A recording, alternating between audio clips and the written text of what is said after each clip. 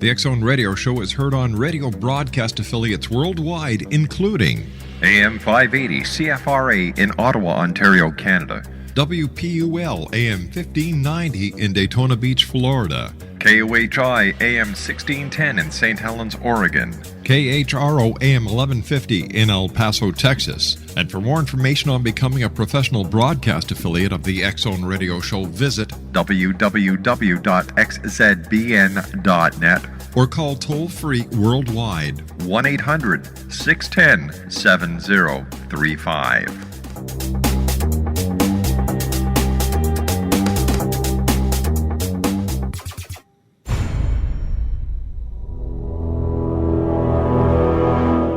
The X Zone radio and TV show is largely an opinion talk show. All opinions, comments, or statements of fact expressed by Rob McConnell's guests are strictly their own and are not to be construed as those of the X Zone radio and TV show or in any manner endorsed by Rob McConnell, Relmar McConnell Media Company, Talkstar Radio Network, its affiliated stations, or employees.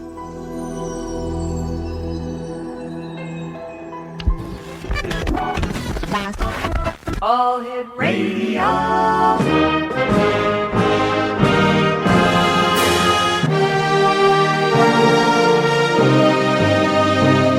Welcome to the X Zone, a place where fact is fiction and fiction is reality. Now, here's your host, Rob McConnell.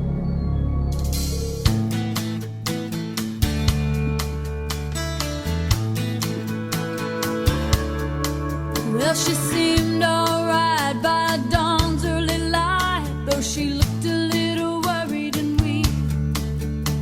She tried to pretend he wasn't drinking again, but Daddy left the proof on her cheek. And I was only 8 years old that summer, and I always seemed to be in the way.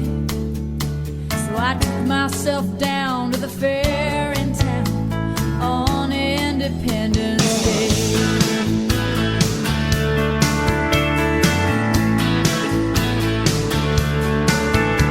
Well, word gets around in a small, small town. They said he was a dangerous man, but Mama was proud and she stood her ground. She knew she was on the losing end. Some folks whispered. And welcome back to the X Zone, everyone. My name is Rob McConnell, coming to you from our studio in Hamilton, Ontario, Canada. Worldwide toll-free, telephone number 1-800-610-7035. Email xzone@xzoneradiotv.com. On MSN Messenger, xzoneradiotv@hotmail.com. And our website, www.xzoneradiotv.com. My guest this hour is Mary Webb, and we're going to be talking about Mary's book, The Summer of Superheroes and the Making of Iron Boy. Now, Mary is a former newspaper reporter and current high school English teacher who lives in Patterson, Louisiana. Mary Webb has written for the San Antonio Express News, the New Orleans Times, the Monroe LA News Star, and other newspapers. Currently, she teaches English and speech at Westgate High School in Iberia Parish. Previously, she taught English at Patterson High School in St. Mary Parish, as well as in Morgan City, Louisiana, and Dallas, Texas. She lives in Patterson, Louisiana, with her husband, Corwin, and their 2 children. Now, The Summer of Superheroes and the Making of Iron Boy is her first published novel. Mary is a graduate of Xavier University of Louisiana, where she received a Bachelor of Arts in Mass Communication and a concentration in print journalism. Her website is www.createspace.com/3458326. And Mary Webb, welcome to the X Zone. Hi, how are you? I'm doing great, thank you, Mary. What was your inspiration for writing The Summer of Superheroes and the Making of Iron Boy? Well, I just felt like my son had such a phenomenal story that needed to be told. Mm-hmm. He's the world's first ever cord and placenta blood transplant recipient. All of this from our daughter, who was an unexpected pregnancy. We just have miracles on top of miracles and blessings on top of blessings that occurred. And I felt like his story was so phenomenal, I had to get it out there. Additionally, I felt that his story is a story that, when I first started writing it, I felt like it would be something that parents with kids who have life-threatening illnesses would benefit from. But really, it's a story of hope that anyone who needs the message of hope would benefit from. Tell me, do you believe in miracles? I do now. All right. If I hadn't before, I do now. All right, Mary, you and I have to take a 2-minute commercial break. Please stand by. Exo Nation, a story of miracles this hour with our very special guest, Mary Webb. Mary is the author of The Summer of Superheroes and The Making of Iron Boy. Mary and I will be back on the other side of this commercial break in 2 minutes as the X Zone is live from our studios in Hamilton, Ontario, Canada. Once again, our contact information, 1-800-610-7035 is toll free. Email xzone@xzoneradiotv.com. On MSN Messenger, xzoneradiotv@hotmail.com. And our website, www.xzoneradiotv.com. I'll be back in 2 minutes with Mary Webb. Don't go away.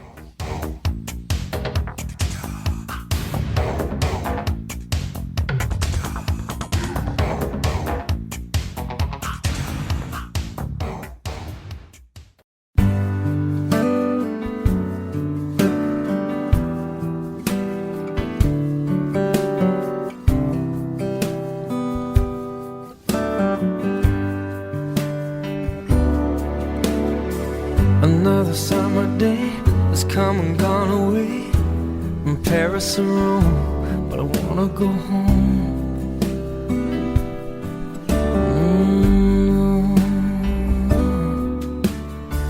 Maybe surrounded by a million people, I still feel all alone. Just wanna go home.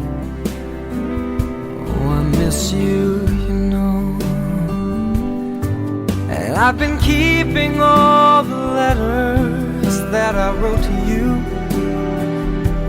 each one a line or two. I'm fine, baby, how are you? Mary Webb is our special guest. We're going to be talking about Mary's book entitled The Summer of Superheroes and the Making of Iron Boy. Mary, I was wondering if you could take us back to the beginning and tell us more about your son and the challenges that you and your family faced and that miracle, that first miracle that came to you. I guess the first challenge we faced was trying to find out what was wrong with Quentin. When we moved back from Dallas, he started to have a very significant eye swelling, and we hadn't gotten our furniture back, and I thought maybe he was sleeping in his sleeping bag and he was allergic to the carpet. And then that grew into several different aches and pains. We spent the whole summer going from doctor to doctor, orthopedic surgeon, ophthalmologist, pediatric ophthalmologist, just trying to find out what was wrong with him. And finally, one doctor took a significant look at him, and she ran a bunch of blood tests, and we was able to determine what it was. So that was our first challenge. It was sort of easy going after that because he went into remission about 30 days after he was diagnosed, and I thought that was the end of cancer for us. A week later, we discovered that he was in the highest bracket for the disease to return, and he had to go through the bone marrow transplant procedure. Because if you relapse, you only have about a 35% chance of surviving at that point. Luckily for us, our daughter, we were unexpectedly pregnant. We learned we were pregnant about 3 months before Quentin was diagnosed, and the first thing they told us was, it's good that you're pregnant. Because the number one cure for leukemia is stem cell transplant. He went through the transplant in March of 2008 after we found out that Jory was a perfect match. Doctors say for us to have a sibling already on the way match and matches perfectly as she did is like the equivalent of winning the lottery. Wow. And that's how I feel about it. The transplant procedure was kind of rough, where chemotherapy, even though he was having the harshest form of the drug served to him, he kind of, went through that easy sailing. But the transplant was a bit tricky. It was a very fragile procedure. Now, how old was your son when he went through all this? He was 4 when he was diagnosed, and he was 5 when he was transplanted. He's 7 now, and it's like he was never sick. When you learned that your son had leukemia, what was your immediate reaction? I have to say my immediate reaction was relief just because we finally found out what was wrong. But right after that, my reaction was, oh my God, it's cancer. And would I lose him? Was he going to die? Tell us a little bit about Quentin's transplant. The transplant, it was almost anticlimactic leading up to it. It ended up being like about a 20-minute procedure. When I looked at the stem cells, I say, when I recall, it looked like it was the color of pink lemonade, and it had the consistency of a gel. And Quentin pretty much pulled the covers over his head and slept through the whole procedure. He got cells in about 28 days, which is way ahead of the curve in terms of what transplant should be. But he had some rough days making it back from that zero blood count and just getting his strength back. And he had almost 20 different medications that he was taking around the clock, including high blood pressure. Like I said, it was a very fragile procedure. But once he turned the curve, once he turned that corner, he just took off from there. And I really give the credit to the placenta blood, because most people, all other people, have only done stem cells from umbilical cord. Tell me, how familiar were you with stem cell transplants before the procedure? I have to say I wasn't really.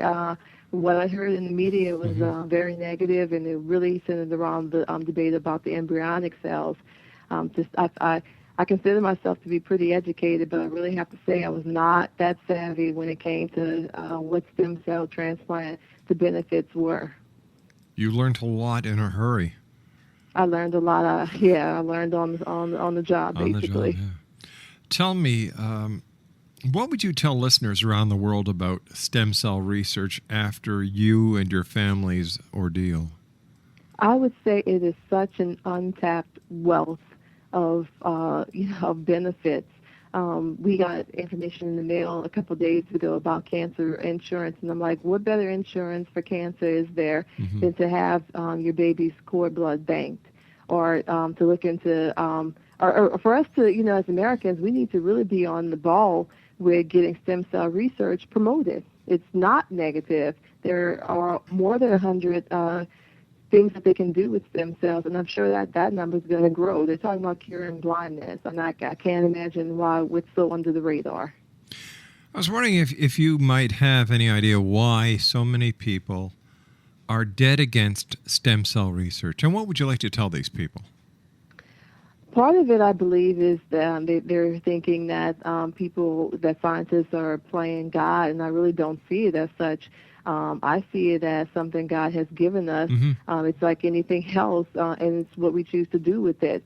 Sure, there are probably some negative things that can be done with it, but that can be said about any other medical procedure, and I don't see them, closing the door on that.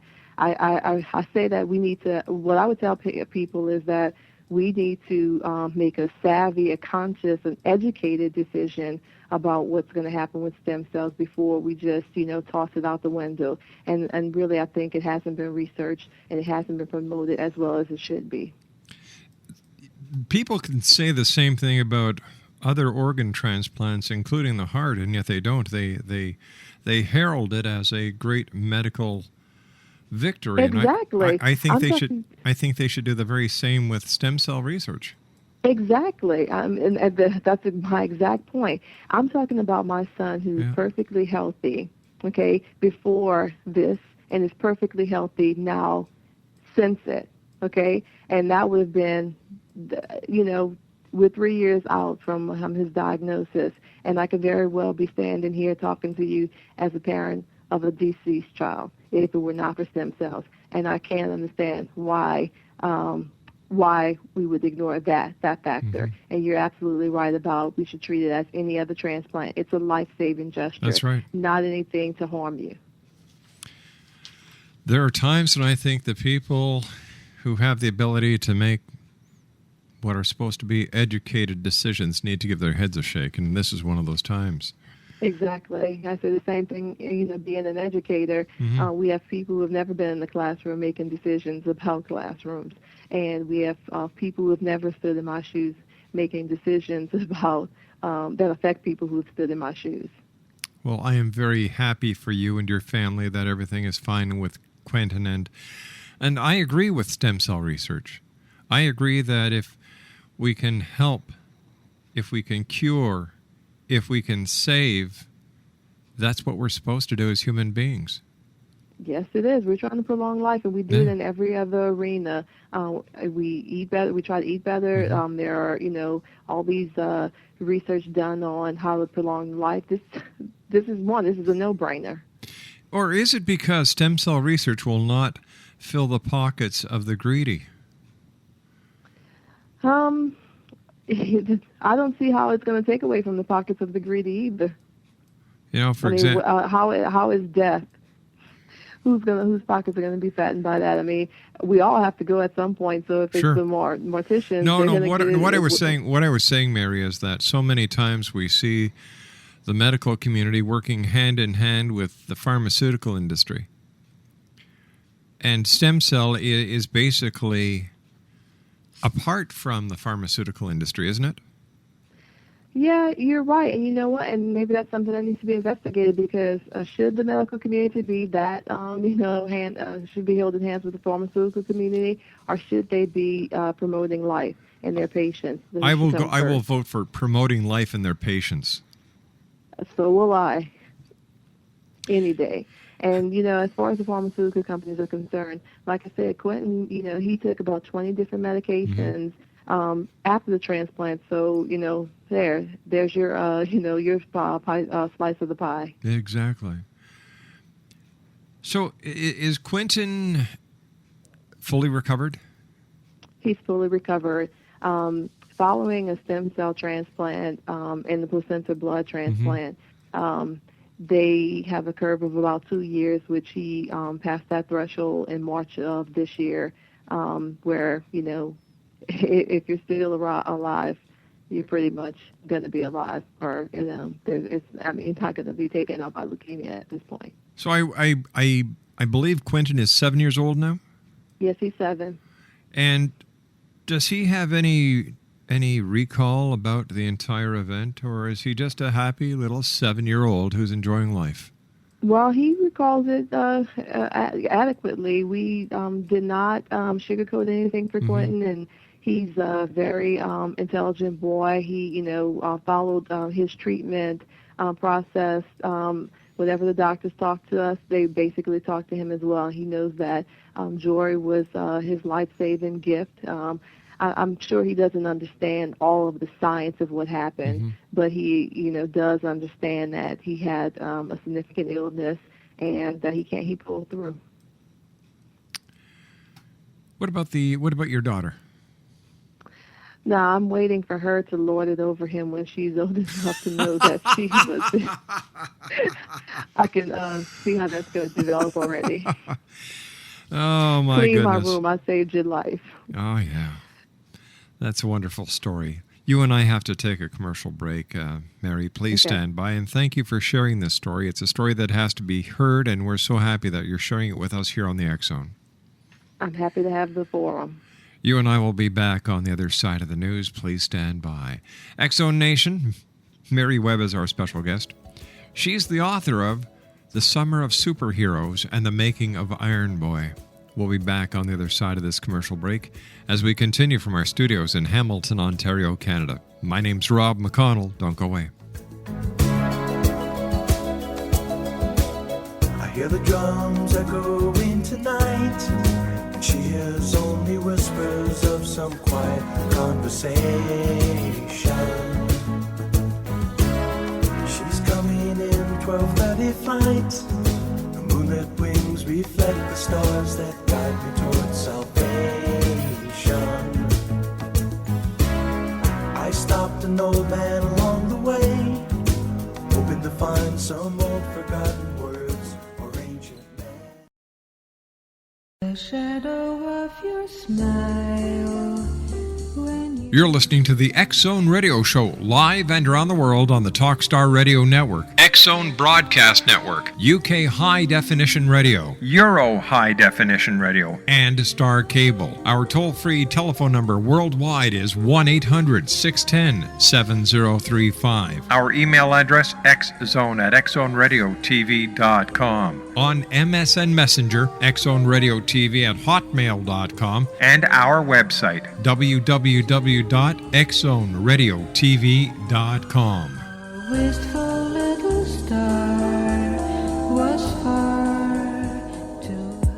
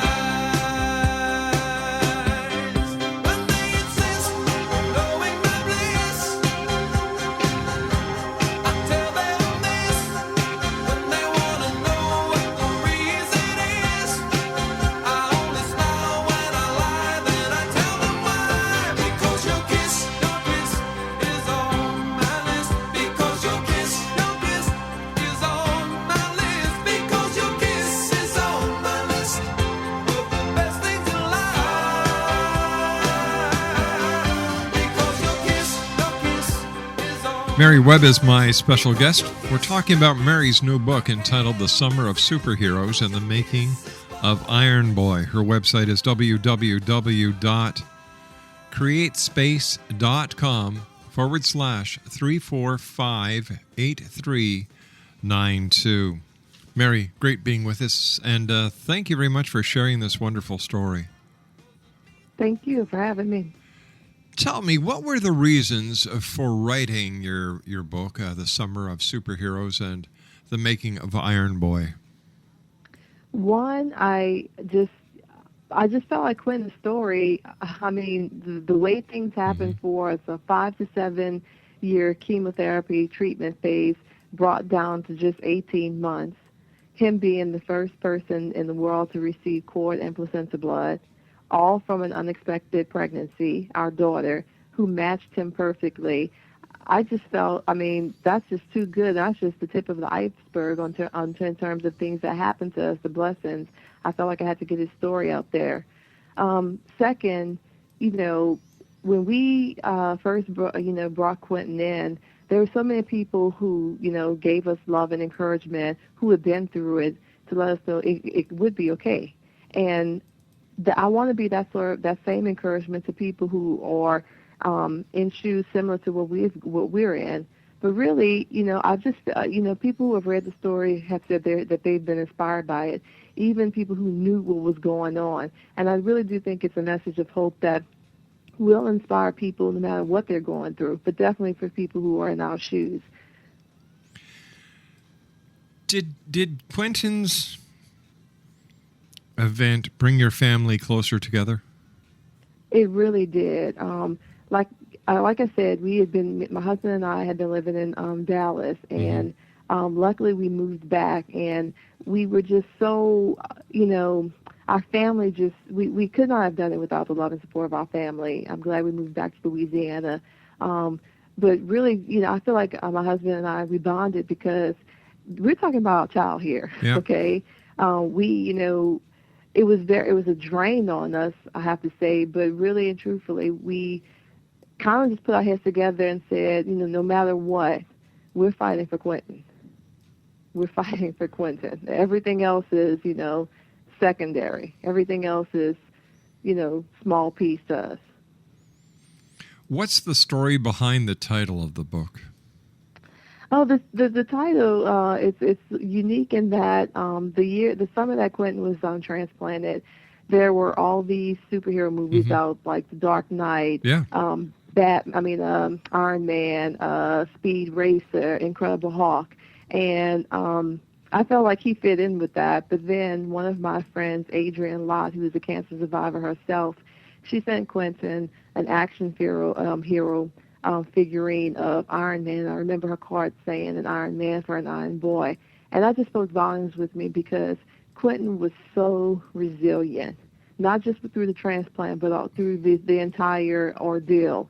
And that, like I said, it just spoke volumes to me. And I was like, he is a superhero, and it was like a superhero was created, and Iron Boy was the perfect title for him. So that's the story behind the title. Some people say it's too long, but I think it's just perfect to tell, what our story is. How did your faith play into the family dynamics as this entire event from chemo, from leukemia to stem cell research that played in, and then the unexpected announcement that you were going to have a little girl or a little child, and you were given what I believe you consider to be a miracle. Yes, faith was my rock. People told me throughout the process that I was a form of encouragement to them, the way I handled myself and the way I was very positive. Basically, when Quinn was diagnosed, when we were driving from Patterson to New Orleans to take in the children, and I already in my heart knew it's leukemia, I, had already buried Quentin in my head, okay? And I could see myself, sprawled out on my bed, with another child to raise. And I was like, this, without the will to live. And it just was too grim of an outlook for me. And it's like I just decided I'm just going to jump back on base, and I'm going to believe that everything is going to be okay. I'm going to believe that God has given me this second child after I said I'd never have another child. Quinn was enough for us. I'm going to believe that God is not going to be cruel enough to give me this child and not be, not work out for me. Okay. And then when he was diagnosed, when he was determined that he was in the highest bracket for it to return, and they said they were going to do the transplant, again, I'm just thinking that's fine because it's going to work. When they called to tell us that she was a match, I calmly went to the back and I told my husband. He broke out crying, and I'm kind of like, I already knew it was going to happen. I had chosen to believe it was going to happen because, like I said, I just didn't feel like God would be cruel enough to give us another child and at the expense of our first child. So, yeah, faith was my rock. What was the hardest part for the family through this entire nightmare? I would have to say the hardest days were the night he was diagnosed because it's like a slap in the face. My family met us at the hospital. They came down. They were right down the street from the hospital at my future sister-in-law's wedding shower, bridal shower. She was getting married to my brother at the end of the week, and they came and they met us there. And it was just a shock, for them. But the second hardest day probably was when Quentin had seizures and he had to be airlifted and from Patterson and brought to Children's. My mom always says, she walked in. Well, I could see it in my mom's face when she walked in and saw, what Quentin looked like, that he was a goner.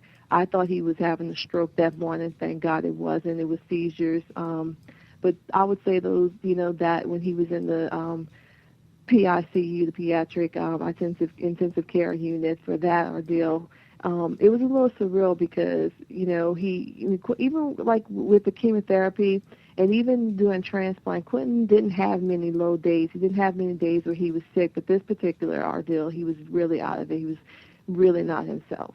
And so I would say that those were the scariest moments. I've spoken to many authors over the years, and there's always one part of the book that they found the hardest to write. No matter what genre, whether it's humor, whether it's fiction, whether it's a memoir. What was the hardest chapter for you to write in your book? I wouldn't say it was a chapter, but I would say it's the times where I had to write about someone else who lost their battle. The book is dedicated to 3 individuals, Grant Hebert, Randy, and Carl. And when I write about their deaths, that's the hardest part because I wanted all of us to win. And I almost feel a sense of guilt that we had all these, that we had what I consider a fairy tale ending for a cancer diagnosis where they did not. And so I think the hardest times is when I don't want to seem like, I almost feel like I'm gloating and I'm not. But that's the hardest part, when I realized that we were incredibly, incredibly lucky, and some people were not. Now, who were these other people that you were just talking about?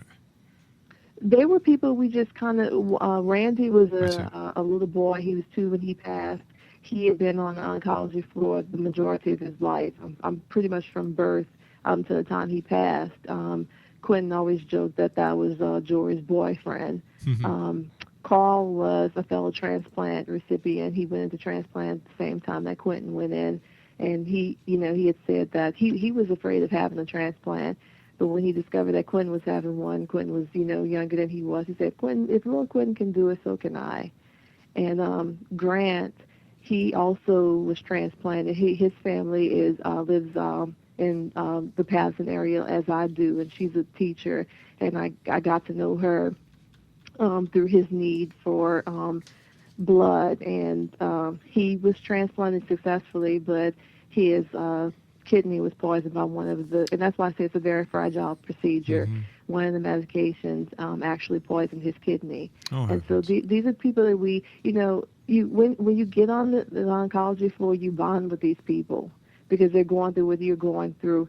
You see them every time you're there, and it was a blow to lose them. As a teacher, has the event with Quentin changed the way that you look at your students? It has. Quentin is the reason why I teach. I was a former journalist, and I really felt like I had been being called to teach, but kind of ignored it. And then I started thinking, after he was born, I'm going to want somebody to do for my child what I won't even do for someone else's. So I've always, looked at the kids as if they were an extension of my family, but more so after Quentin was sick. One, because of the love that they gave me. I mean, they knew when things were going on. They tried to make my day a little bit easier. But really just, I felt like I just became more of a compassionate person because I guess I was more aware that life is, not forever. I think, Quentin's ordeal has made me a better teacher, a better wife, a better mother, a better person. And if I had to take anything from cancer, I think that's what I would take from it. How about Quentin? How is he coping with everything? Is he just a happy little 7-year-old? He is. He, even when he was going through what he was going through, I knew he understood that he was sick. I'm fortunate that he was only 4 when it happened because I don't think it ever occurred to him that he could die. And so I took my cues from him. He was always upbeat. Yes, he had some low days. Yes, he had some days where he was aggravated or sick. But for the most part, he just was remarkable. And he continues to be. He'll ask questions about it. You remember when I was sick and I didn't have any hair? I had my mask on. Even when he had like this funky, what I call a mask that like you would wear if you had if you were working with asbestos he would wear in public. And even though people would point, he didn't let that bother him. I mean, it just he just went with the flow. He really made things easier for us. And he's like he is such a charming individual. He is so fun-loving and is so spirit-filled. And if any life had to be saved, I'm so glad that it was his. And how is your husband? We finished up the baseball. This is Quentin's first year playing organized sports. And where we would be sitting in the stands, normally I think if this hadn't happened, my husband would be upset if Quentin hadn't hit the ball or if he didn't hit it further enough. We were cracking our sides when Quentin hit the ball and he ran to third base instead of first, even when he continued to do that because we were just happy to have him. I think my husband has bonded so much more with Quentin. He spent a lot of the days in the hospital with Quentin doing the transplant. And I think it changed him as a person. Not just me, it changed him as a person, too. If there was one thing, one message that you would like to share with the listening audience around the world right now, what would that be? I would say that cancer is not or does not have to be a death sentence. Certainly it will be for some people, but it's not an automatic stamp on your death certificate if you have cancer. You can beat this. Research, there's so much research that has been done with leukemia, in particular, but cancer in general. And I just, I would like them to know we're living proof. I can still remember July 12th, 2007, initially thinking that, Quentin wouldn't be around, and here he is. Mm-hmm. Cancer does not mean to give up on life. Mary, stand by. You and I have to take our final break. Exo Nation, Mary Webb is our special guest. She's the author of The Summer of Superheroes and the Making of Iron Boy. Here's her website, www.createspace.com/3458326. That's www.createspace.com/3458326. Mary and I will be back on the other side of this commercial break as we continue from our studios in Hamilton, Ontario, Canada, here in the X Zone with yours truly, Rob McConnell.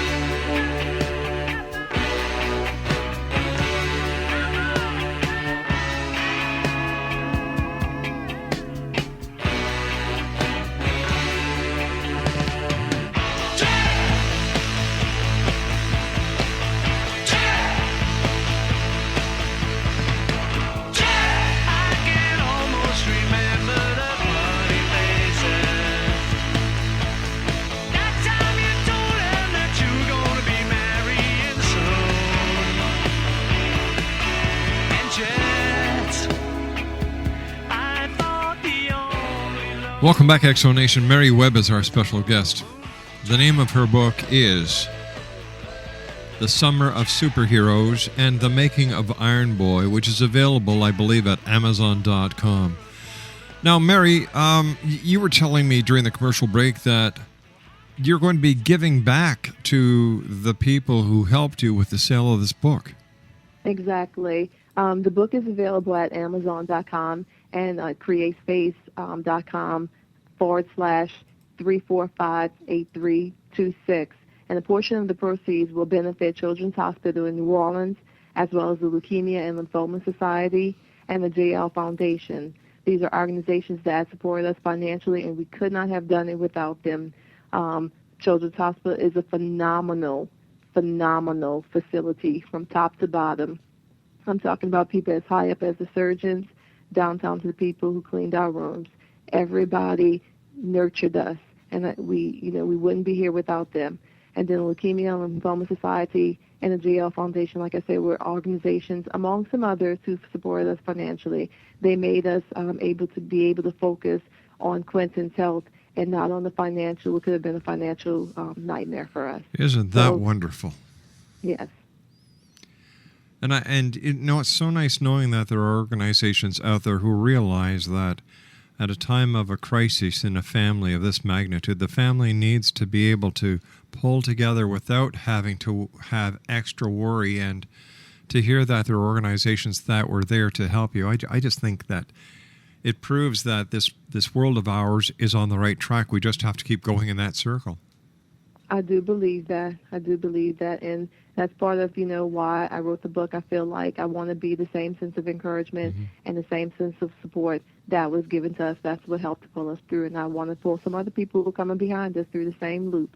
Tell me, do you have plans to write another book? People are asking for the sequel. Those who have read the book are asking for the sequel for my kids, who I've described as being the Marley of kids. Mm-hmm. So, I think Joy is going to want her lion's share of the attention as well. So maybe. All right, I'd like you to do me one more thing. I'd like you to once again tell the listeners where they can get a copy of your book. The book is available at Amazon.com or at www.createspace.com/345-8326. I'd like you to give my very best to Quentin, your daughter, I will. your husband, and thank you for being an inspiration, letting others know that there is light at the end of the tunnel, there is hope, and there are those people and organizations that will be there with you in your time of need. Thank you for having me, and thank you for allowing me to be able to share that message with those who may be in need of it. It's my great pleasure. Mary, take care of yourself. Thank you for joining us. Thank Mary you. Webb has been my guest this hour, Exonation. www.createspace.com/3458326, and her book that she wrote, The Summer of Superheroes and the Making of Iron Boy, is available on Amazon.com. I'll be back on the other side of this commercial break with the news as we continue live and around the world from our studios in Hamilton, Ontario, Canada. My name's Rob McConnell. Don't go away.